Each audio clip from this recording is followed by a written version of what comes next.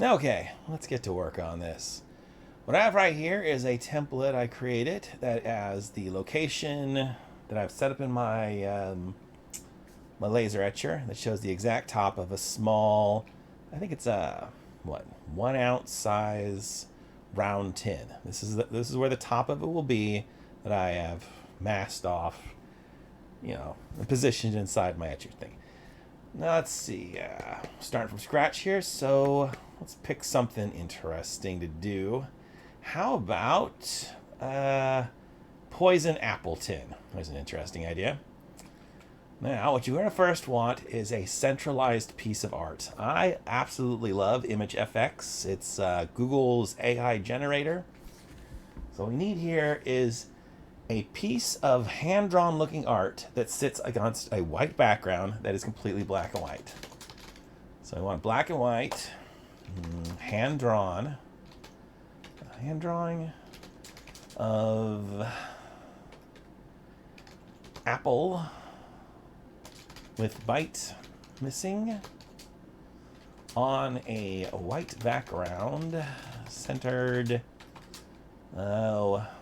Let's see, something that kind of looks like a logo. Actually, you know what? That's probably going to get the Apple logo. Let's find out what it gets. I might have to do this a couple of times, so bear with me.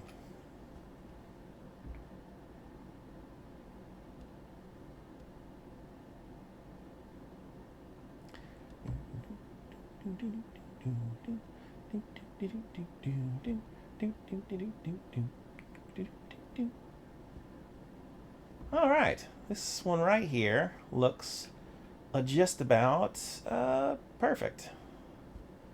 Maybe this one over here. Here we go with this one. Let's go ahead and download that. That's going to be in my download folder.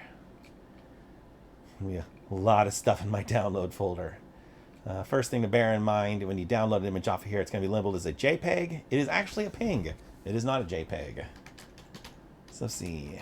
Apple bite missing. I open this up in... What the hell? Oh, come on. Pay attention here. Oh, this thing's buggy. Okay. Apple bite missing. Oh my god, you are so annoying. Okay. Can do this now. How about now? Why are you doing this? Oh, I got way too many images here. Apple bite missing. Alright, I found the image. I don't know what was going on with my download folder. I'm going to rename this something useful. There, Apple bite missing. I want to move this into my directory... my Omni1 directory, which is just chock full of stuff at this point.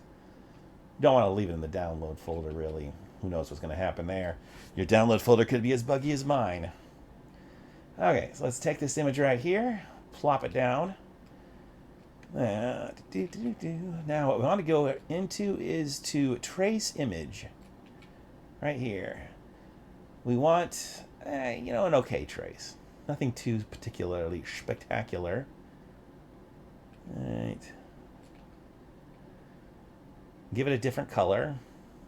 Go down here and click on one of these things at the bottom. Now what we're going to do is going to hide the image because I don't even want to look at it. We want to take the image, or we want to take the vector art trace, break it apart, just shatter it into little pieces. Let's see. I want to take just the outline. I'm going to give it another color. And we're going to go hide that color. Now what I have left is a bunch of crap I don't need. Ooh, oh, don't get rid of the... don't get rid of my outline. I need that part. There.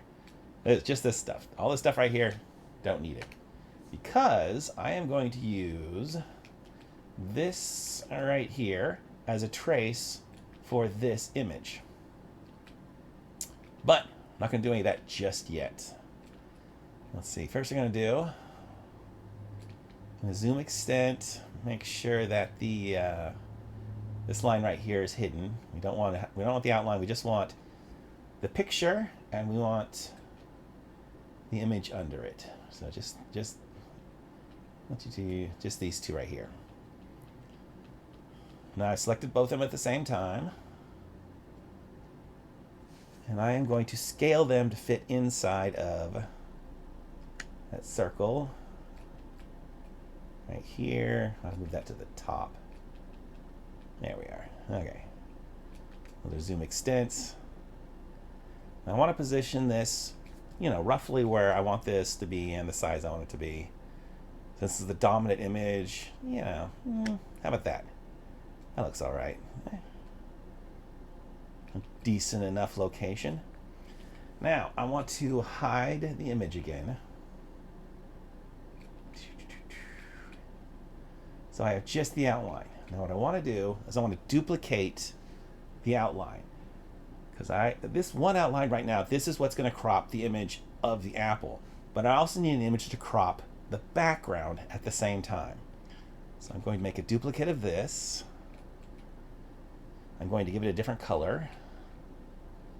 Now I'm going to hide the green one. Let's see, and make sure that this is rocking that same... Oh, you know what? I need to make a duplicate of this one too. I think you can kind of figure out where I'm going from here. Hide that one. Now I take the circle, the copy of the circle, the copy of the vector art of the apple, cut it, and now I have a vector art. Let's see. It basically does this. It is a single piece of vector art that has a circle with a hole cut into it. The hole will accommodate the green line, which we'll use to cut one of the images, while this cuts the other image. So let's pop into Image FX. Now I want another black and white hand-drawn image of, I don't know, a repeating pattern of a forest.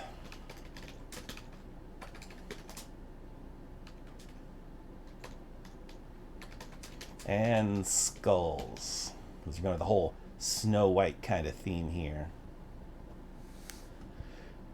Alright, let's see what we get out of this.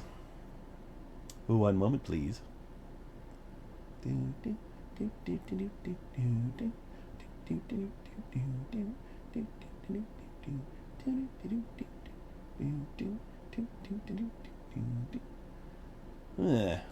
like I only got one of them over here. You know what? I'm going to hold on to that, but I'm going to re-roll and see if I can get something else more interesting. One moment, please. I think I like this one right here, because it's not too busy. Alright, pop back into downloads. Hopefully it's not going to glitch out on me again.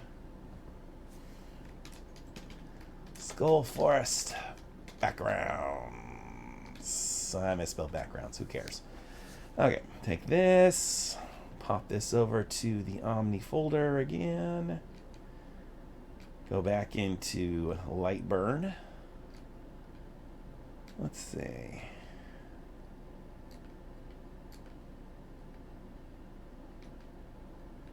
There's our background. This will be our background zone.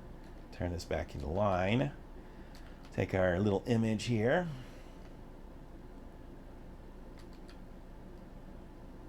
Cram this down. And now let's get to masking. The fun part. The magical part. So we grab our outline and our background image. We do tools, mask to image. Deselecting, which you don't want to move your template thing.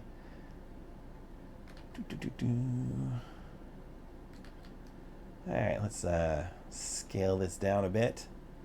Since it's background, we want it to kind of just be subtle.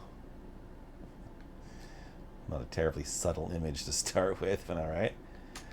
Okay, so we are going to want to burn the outline. We are going to want to burn the image. I like to burn it at around 32 frequency. That gets sort of a lightish, goldish kind of thing going on. And a speed of only, say, 500 or 0.5. Alright, now let's hide this part here. and the outline for that part. Bring back that original line that we did earlier and the image. Turn all those on. I gotta grab that first. Select the outline and select the image. Same thing again, applying a mask. Let me turn these back on again. And there we go. We have a strong image in one layer, the background image cutout in another layer. Well, let's see. In this particular case, this is the interior one. I want this to burn real well. So I am going to knock this down to 0.1 interval. That gives a nice deep burn. Whereas the background is only going to be burned at, oh no, wait.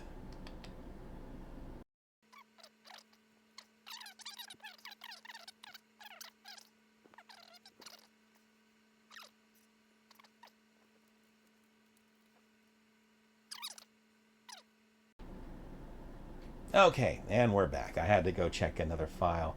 I thought my numbers were a little off. For this one, I'm going to want to burn it at 0.1. And for the one where it's going to be much lighter in the background, burn that at 0.5.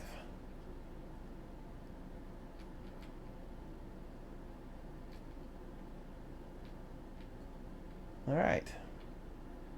So things we do not need. We don't need the big outline. We don't necessarily need any of the lines. All we need is just the two masked pictures. Okay, let's see what Previewer has to say. Always good to check Preview. It says it's going to take 16 minutes to burn this. So let's do a little etching and see how this turns out.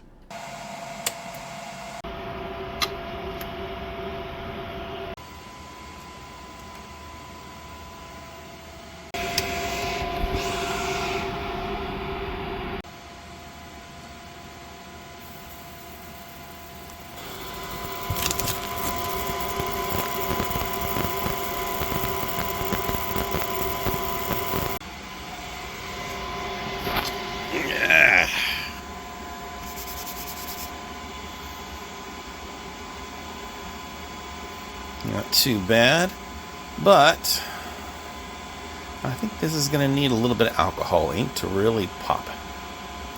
Let's go apply that and see how this looks afterwards. Alright, after a little alcohol ink, it don't look half too bad. See, the apple's burned in much deeper, darker, whiter, brighter than the background image. And the background image is designed to be very small, very busy, very fine, whereas the apple is one big logo that sits on top. And of course, the background image is burned in much lighter, finer. So not only is the detail of the background smaller, but it's finer, so you just get that nice blending into the background. And this is all done at one burn. And if I want to make copies of this, all I got to do is slide in one of these lids, turn the laser on, and burn it. There is no two steps to this process. After you get the file done, you can, at one go, burn as many of these as you want. And that is how you do a 2-layer mask. I look forward to seeing what you do with it. Good luck.